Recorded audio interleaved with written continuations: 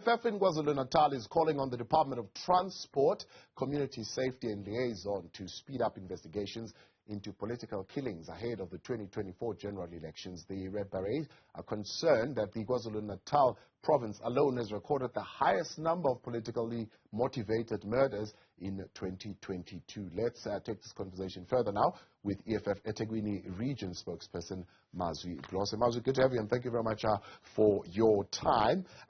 This, of course, is raised by the latest report from the Global Initiative against transnational organized crime. That is saying, according to this report, political killings in the province have been escalating since 2020. It's not a new process. I mean, there was a whole lot of other investigations done, including a commission called the Morane Commission that took place in 2016 and came up with a report around 2018 or so. Are you saying all these processes are dud and they're amounting to nothing? Well, clearly, Thabo, you can see from the report itself that every process that has been tried has not worked, or it has really just been, a fruitless exercise. You would remember that even us as the EFF in the province of KwaZulu-Natal in 2019, just before the national elections, we embarked on a march across the eThekwini metro, marching to the head office of the South African Police Service in the city, calling against political killings. And if you know and you remember the history of the province in KwaZulu-Natal in terms of its political killings, since even before the dawn of democracy, political killings in this province have been out of control. So it's very worrying us to say that even now, approaching 2024, we are getting a report that the political motivated killings in this province are on the rise. So it shows that those who are really in charge and supposed to be, curbing crime and the killings in this province have got no interest. All these exercises, including the Morane Commission, where we haven't seen any fruits of it since 2016. So it really shows that it's just a fruitless exercise that everyone is embarking on, and they are really not serious in curbing these political killings that are happening in the province. And we are very worried heading to 2024 that these political killings are on the rise. So, I mean, three things identified, maybe there are more, but let's talk about these three identified in the Morane Commission. One is that there is intra-party political violence, and then there is inter-party political violence, and by and large these are led by the economic situation that comes about when you become a politically influential person in these positions where you're able to control the resources. So, three recommendations there. One, take responsibility for political infighting. What is the difficulty there? Why are political parties individually unable to take care of political infighting within their own organizations? I think the biggest problem, especially with the ruling party and the Inkatha Freedom Party, is that they come into politics not to serve the people, but for their interest.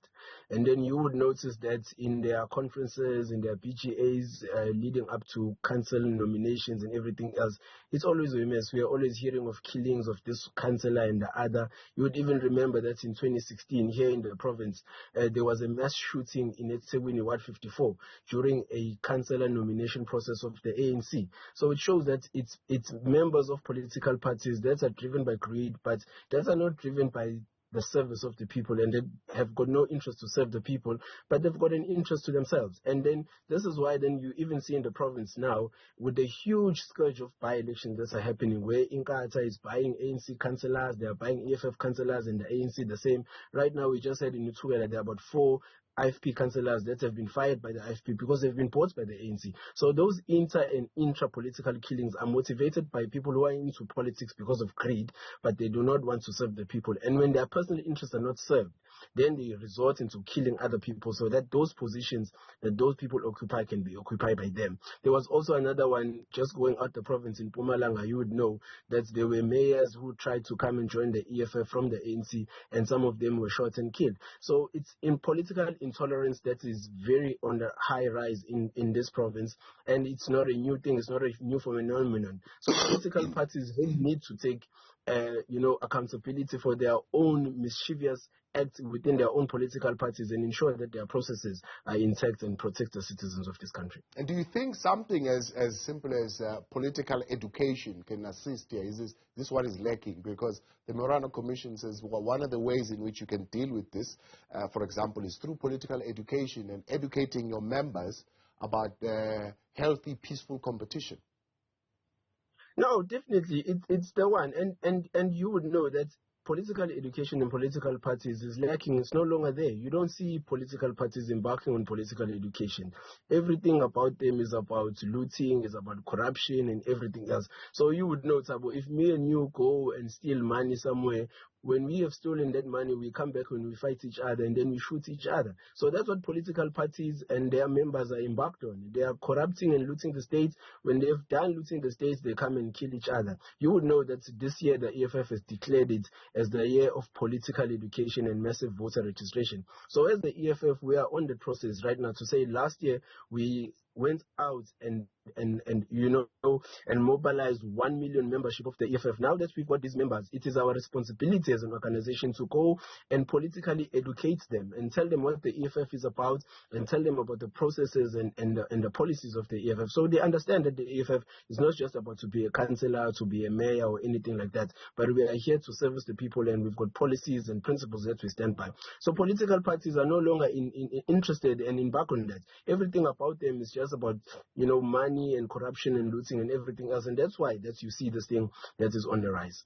But what is stopping, for example, yourself, the EFF, who are in some alliance, some kind of voting arrangement now, also with the NFP in KwaZulu-Natal, for example, sitting around the table and saying, right, folks, in this municipality that we are now taking over together, we are going to prioritize the fact that people who hold office are not just going to be those we deem politically astute, but are going to be those who have appropriate qualifications for the job, thereby depoliticizing these appointments and professionalizing public service.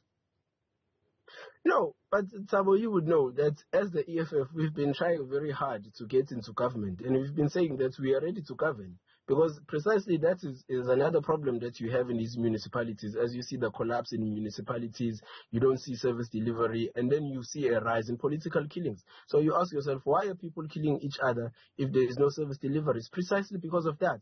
Because positions of municipalities are given to party political members based on patronage. They've got no qualifications to do these jobs. They've got no education background to do these jobs and everything else. Hence, we even said in the EFF, when the President and Commander-in-Chief addressed a meeting of the EFF and said that by the end of this year, each and every public representative of the EFF must have at least a matric certificate. And if you don't have a matric certificate, you will no longer qualify to be a public representative of the EFF, simply because we do not want people who do not have, the political and educational background to go and want to service people. How do you go to council and speak on a budget of billions of rands when you don't even have matric? How are you going to analyze those things? So that's why when people get into council, they don't have an educational background, they don't have anything. And then when they can't, study and understand these budgets and the principles and the protocols that are within municipalities, then they resort to violence when those positions are threatened to be taken away. And you see also a very high rise of officials within municipalities who are holding those positions with fake qualifications. So that's what we are dealing with the EFF. And as we are entering government now, you are going to see, Thabo, us calling for skills audits in some of these municipalities and ensuring that the right people with the right qualifications take care of the right jobs.